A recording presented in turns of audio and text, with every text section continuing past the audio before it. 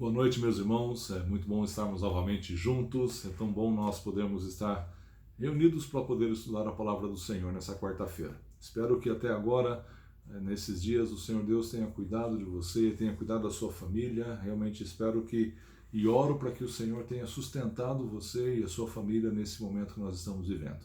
Meus irmãos, é muito bom a gente poder compartilhar da palavra do Senhor juntos e aprendermos acerca da palavra do Senhor Deus nessa noite. Eu gostaria de nós orarmos nesse momento, orar com você nessa noite, para darmos início ao nosso estudo, um desafio para a nossa vida que Deus tem colocado para nós nessa noite. Vamos orar.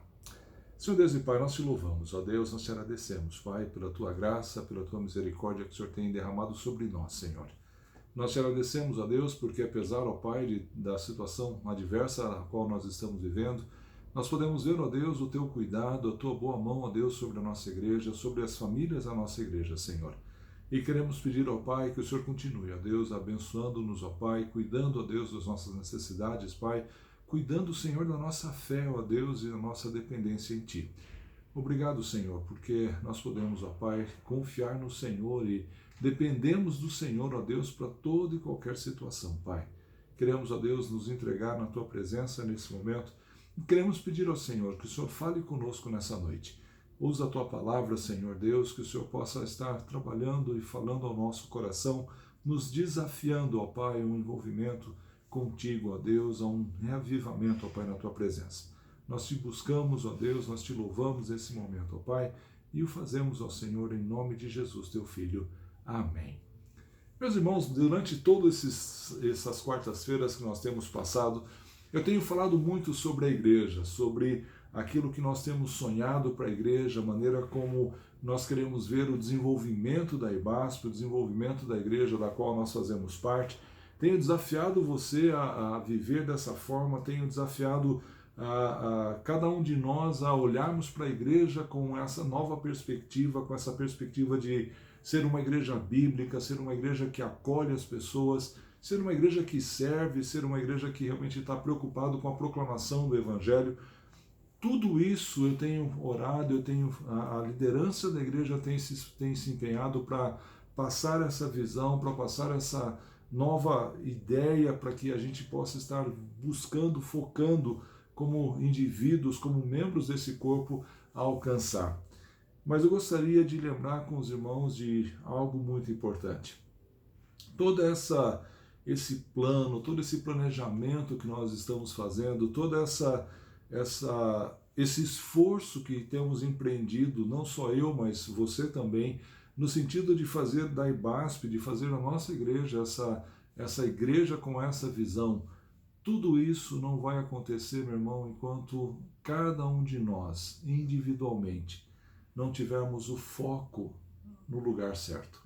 Enquanto nós não tivermos de verdade a nossa vida e todo o nosso esforço, toda a nossa compreensão daquilo que nós queremos voltados para Deus. Ou seja, se nós não tivermos o desejo de ter em primeiro lugar a Deus em nossas vidas.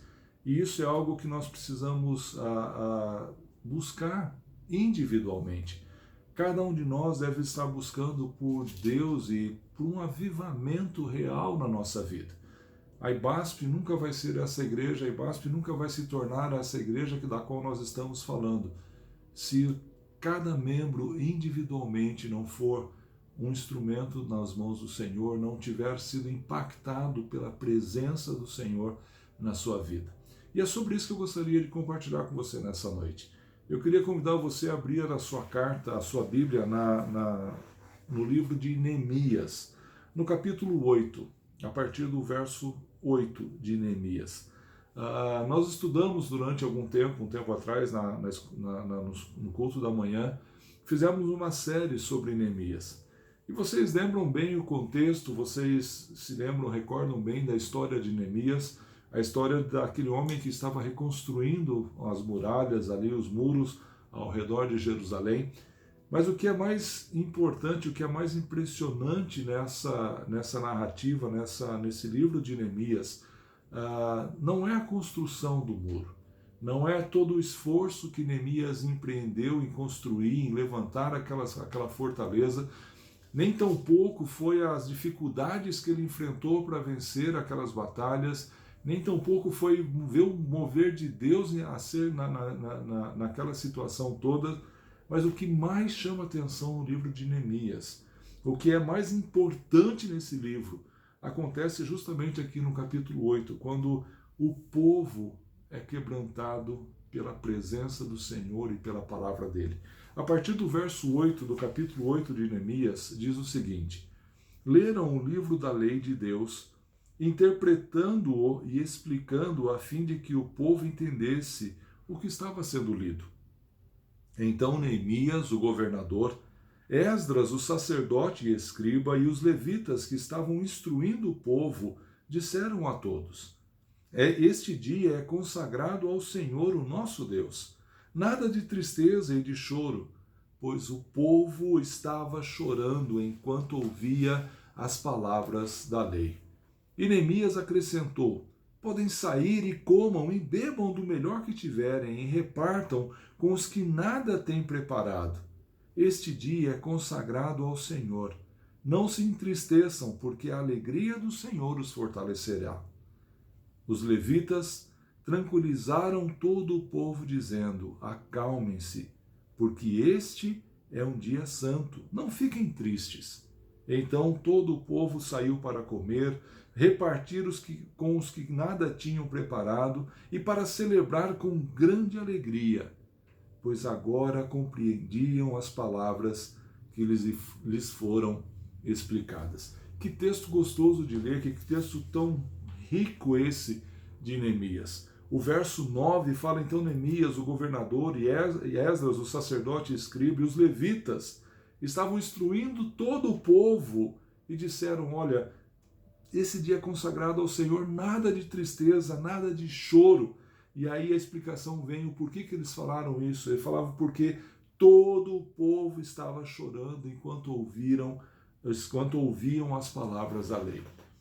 Meus irmãos, toda aquela construção, todo aquele empenho em levantar aquela fortaleza, aquela muralha, não teria servido de nada se esse povo não tivesse voltado o seu coração para o Senhor.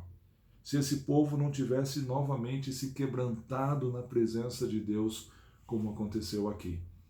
Toda aquela obra que Neemias realizou, todo aquele esforço que aquele homem do Senhor realizou, o cume foi quando aquele povo que estava lá, e quando aquele povo pede para que Neemias trouxesse, para que Esdras trouxesse o livro da lei e começasse a ler aquele livro numa plataforma elevada no meio da congregação, e aquelas palavras que estavam naquele livro penetravam o coração daquelas pessoas e começou a mexer com elas e começou a fazer uma comoção nacional, uma comoção de todos os que estavam ali reunidos. E a Bíblia fala um pouco antes que eles estavam juntos e parecia um homem só quando eles estavam reunidos. Meus irmãos, essa é a ideia que nós precisamos colocar na nossa mente. É esse o que vai fazer com que a nossa igreja realmente consiga alcançar esses objetivos que nós temos. É quando cada um de nós, cada um dos membros da nossa igreja, forem impactados pela palavra do Senhor, forem realmente motivados e movidos pelo agir de Deus na nossa vida de uma maneira da qual nós podemos senti-la e de uma maneira que nós não podemos conter em nós mesmos. É interessante que quando a gente olha no verso 12 desse capítulo, ele fala que o povo saiu então para comer e beber e repartir com os que nada tinham preparado e para comemorar com grande alegria, pois eles tinham compreendido as palavras que lhes foram explicadas. Quando eles entenderam aquilo que Esdras estava explicando, aquilo que o sacerdote estava explicando, a maneira como os levitas estavam explicando para eles, quando aquelas palavras realmente chegaram no coração daquele povo, houve um avivamento, um quebrantamento singular na vida na época daquele povo. Todo aquele esforço, toda aquela motivação de Neemias em reconstruir o muro, o auge foi ver aquele povo voltando para o Senhor, foi ver aquele povo rendendo graças ao Senhor, e com certeza Deus fez grandes coisas a partir desse momento. Nós podemos olhar a partir do verso do capítulo 9 de Neemias, o impacto que esse avivamento trouxe para aquele povo. A partir do capítulo 9, basicamente o capítulo 9 todo, a gente percebe que aquele povo foi tão impactado que eles começaram então a se reunir a 3 horas do dia ouvindo a palavra do Senhor e outras 3 horas pedindo perdão dos pecados. Que maravilha é saber como Deus agiu na vida do povo de Israel no passado, no meio daquela construção. E eu fico pensando de que todo aquele esforço de construção do muro, todo aquele esforço daquelas pessoas indo lá e colocando aquelas pedras que estavam queimadas, todas aquelas pedras que estavam destruídas, derrubadas, não teria servido para nada se o Senhor Deus não tivesse feito esse agir no meio daquela multidão. Tem Abraham Lincoln, um homem cristão, talvez um dos maiores presidentes dos Estados Unidos, alguém que tinha um homem crente no Senhor, mas que tinha um poder de persuasão, uma oratória extremamente eficaz e que levava multidões a segui-lo, levava pessoas a fazer aquilo que ele colocava e realmente a motivar as pessoas de uma forma que empolgava aquelas pessoas. Ele, em uma das suas orações, ele ora de uma forma muito, muito interessante. Cada vez que ele chegava diante do púlpito, quando ele ia falar acerca de algum assunto, ou fazer alguma palestra, ou uma oração, ou alguma prédica, ele orava de uma forma bem diferente do que as pessoas comuns, do que normalmente eu e você fazemos. Normalmente, talvez nós chegamos diante de uma presença do Senhor quando a gente vai iniciar uma grande obra, ou quando a gente pensa em falar algum plano para alguém, ou realmente falar com as pessoas, motivar as pessoas para que nos sigam naquilo que nós queremos fazer. Nós realmente falamos ou gostamos de pensar que sem Deus nós fracassaremos. Mas Abraham Lincoln, ele orava de uma forma diferente. Ele fala nas orações dele que sem Deus eu preciso fracassar. Abraham Lincoln sabia da sua força de persuasão. Ele conhecia bem que ele era um homem, um orador eficaz, ele era um homem que tinha uma liderança muito forte, que tinha uma visão muito boa daquilo que ele queria. E ele tinha consciência de que ele poderia levar as pessoas a segui-lo através do seu discurso. Mas ele também tinha consciência de que ele podia fazer tudo isso na própria força. Ele tinha consciência de que ele podia mover toda aquela multidão simplesmente com o poder da sua oratória. Mas ele acreditava, ele tinha um coração extremamente quebrantado diante do Senhor, então ele orava ao Senhor dizendo: sem Deus eu preciso fracassar, porque quem deve fazer a coisa acontecer não sou eu, mas é Deus que deve fazer acontecer. É Deus agindo através da minha vida que as coisas vão acontecer. E esse é um desafio para nós. É um desafio para que nós olhemos para as nossas vidas e perguntemos: Senhor Deus, será que o Senhor quer me usar para fazer essa obra? Será que o Senhor quer me usar para fazer essa transformação? Qual é a minha responsabilidade no meio disso tudo? E talvez a gente podemos olhar um exemplo um pouquinho mais adiante, quando nós abrimos as nossas Bíblias lá na primeira carta de Paulo aos Coríntios, no capítulo 11, um capítulo que nós conhecemos muito bem, alguns versos. Nesse capítulo nós usamos no momento da Santa Ceia, e é interessante aquilo que Paulo trata dessa igreja em Corinto, ali no capítulo 11. No capítulo 11, o verso 2, Paulo tece um elogio bem interessante à igreja. Ele fala: olha, eu os elogio por se lembrarem de mim e por tudo, e por se apegarem às tradições exatamente como eu as transmiti a vocês. Paulo fala isso para a igreja, elogia a igreja de Corinto, porque eles haviam se apegado fortemente àquilo que Paulo havia ensinado, as tradições que Paulo havia ensinado para eles. E aí Paulo discorre aqui durante alguns versos, até o verso 16, falando sobre o culto, a maneira como era o culto, a maneira das mulheres se portarem no culto, os homens. E ele fala que nessas coisas, nesse zelo que aqueles irmãos tinham no culto, realmente Paulo elogiava-os de uma forma muito, muito honesta, muito carinhosa. Mas no verso 17 desse mesmo capítulo, Paulo fala algo que chama atenção para nós. Ele fala, entretanto, no verso 17, capítulo 11, nisto que vou lhes dizer, não os elogio, pois as reuniões de vocês fazem mais mal do que bem. Paulo está fazendo aquele discurso tão bonito e falando a maneira como eles eram zelosos no culto, eram diligentes na forma de dirigir o culto. Mas ao momento, quando ele começa a falar sobre a Santa Ceia, aqui no verso 17, ele começa a falar sobre a ceia. Ele é obrigado a falar, olha, mas isso eu não elogio vocês.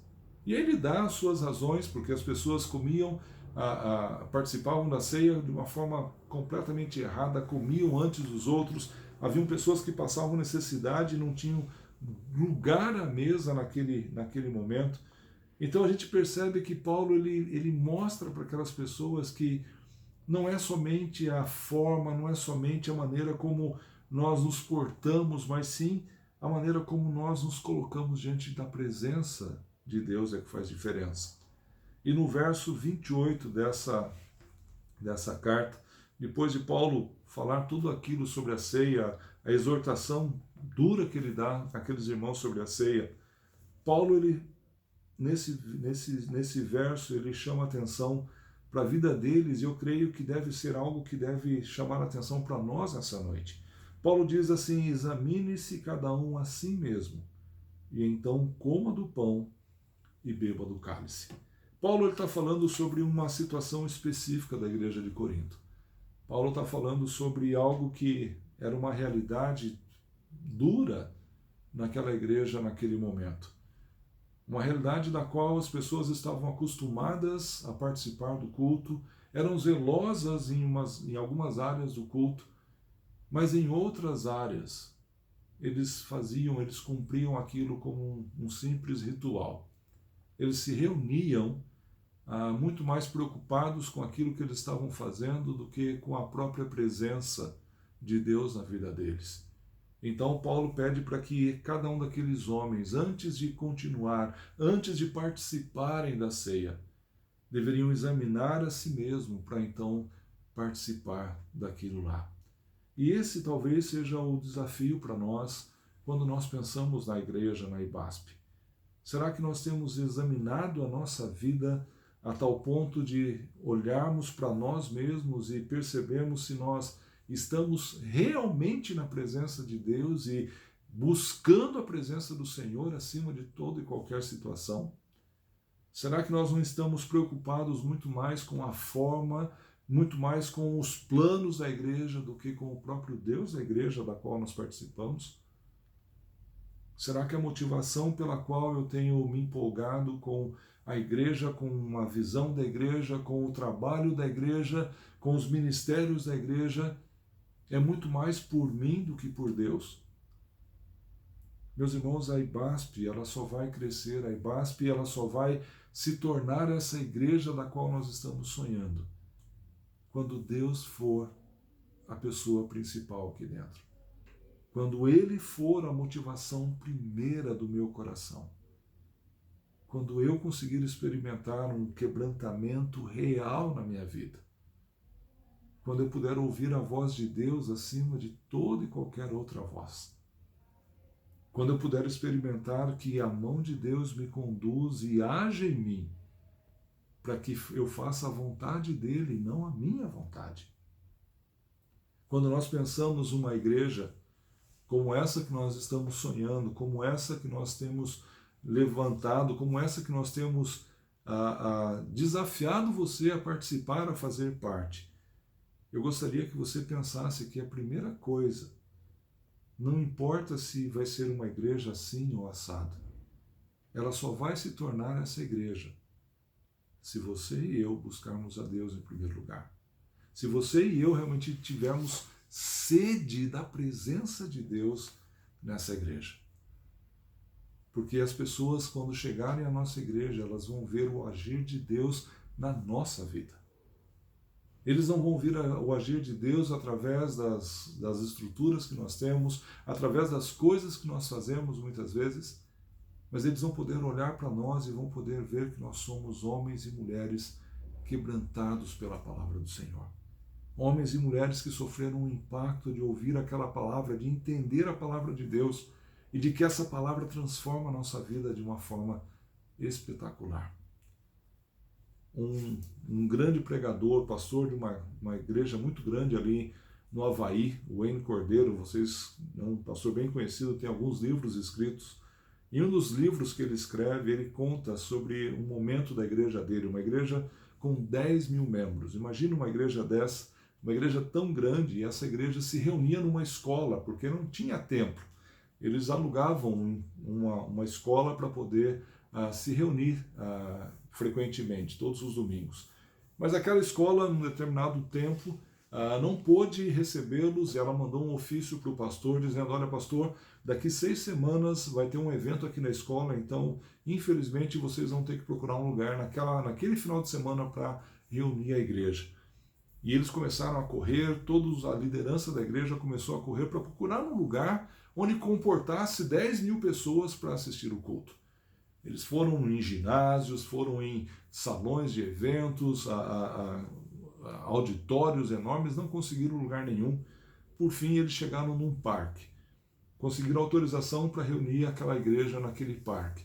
Contrataram umas tendas enormes para colocar a aparelhagem de som, uma outra tenda onde caberia pelo menos umas 1.000 pessoas ali, caso precisassem correr na chuva.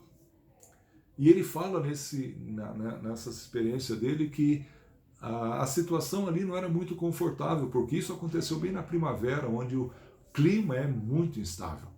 É extremamente instável. Uma hora está um sol enorme com o céu todo estrelado e em pouco tempo vira o tempo e é uma chuvarada só. E aquele homem com muita fé começou a orar a Deus: ó Deus, não permita que chova. Chegou o momento do culto no sábado à noite, eles iam fazer uma reunião no sábado e 2 reuniões no domingo pela manhã.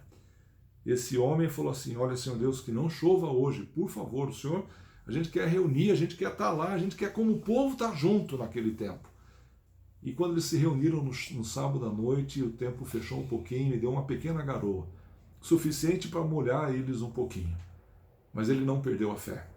Ele chegou na casa dele confiante, ele orou chegando na casa dele e falou: Senhor Deus, eu tenho certeza que amanhã, quando a gente acordar, o céu vai estar estrelado, vai estar bonito, o céu estrelado não, o céu ensolarado.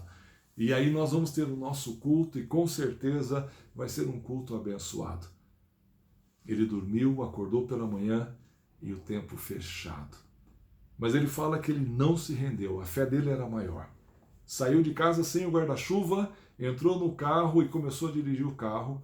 E aí aqueles pingos que eram pequenininhos começaram a ficar um pouco mais fortes, mais engrossaram um pouquinho. Mas ele falou que ele se recusou a ligar o limpador de para-brisas do carro, porque ele cria que quando ele chegasse lá, quando o momento do culto acontecesse, Deus ia operar um milagre, ia ter um céu aberto e as pessoas iam poder louvar ao Senhor.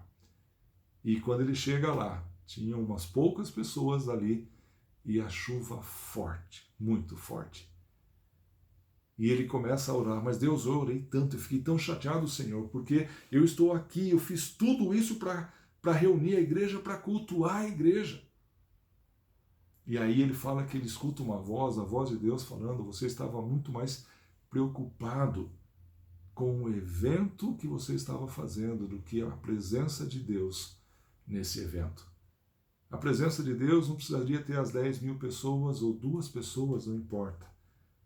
Quem era importante naquele evento era o Senhor, não necessariamente aquele culto, não necessariamente todo aquele aparato que ele havia formado. Da mesma forma, na nossa igreja, quem deve ser a pessoa central naquilo tudo que nós estamos conversando, naquilo tudo que nós estamos sonhando, deve ser a presença do Senhor na nossa vida. Ele deve ser o motivador de nós queremos ter essa igreja como queremos. Ele deve ser o motivador de nós acordarmos pela manhã e o buscarmos e louvarmos a presença dele, queremos estar na presença dele. Porque é o Senhor Deus quem faz isso. É a ele que nós devemos prestar culto. A igreja é dele, é por ele que nós queremos ser essa igreja. Então, meu irmão, eu queria desafiar você a buscar o Senhor, a buscar um reavivamento real na sua vida. Talvez você esteja vindo à igreja durante tanto tempo já, que as palavras que você tem ouvido, que as meditações que você faz no seu dia a dia na sua casa já não tem mais relevância. Já não falam mais ao seu coração ou já encontra um coração duro, calcificado já. Peça para que o Senhor quebrante novamente o coração. Peça para que o Senhor Deus novamente possa fazer com que você se renda aos pés dele, como o povo de Israel fez no momento que Esdras começou a ler o livro da lei. Que haja comoção no seu coração, que haja quebrantamento no seu coração. Porque é através disso que Deus vai fazer a obra dele na nossa igreja. É através de cada irmão quebrantado, cada irmão realmente mexido por Deus, é que ele vai usar para que a gente consiga chegar aonde o Senhor quer para a nossa igreja. O desafio para nós essa noite, meu irmão, é buscarmos ao Senhor, é o buscarmos como verdadeiramente Ele quer. Não pelos eventos, não por aquilo que nós fazemos, não por aquilo que nós deixamos de fazer, mas porque Ele é Deus e Ele quer um relacionamento íntimo e pessoal com cada um de nós. Que nós possamos buscá-lo a cada dia, para que nós possamos fazer a vontade dEle, segundo aquilo que Ele quer para cada um de nós. Que Deus possa abençoar a nós nesse tempo, que Ele possa nos dar força para isso, que Ele possa realmente nos conduzir nessa caminhada. Eu gostaria de encerrar com o Salmo, 3 versos do Salmo 145, versos 17, o 18 e o 19. Esse salmo diz assim: o Senhor é justo em todos os seus caminhos e é bondoso em tudo o que faz.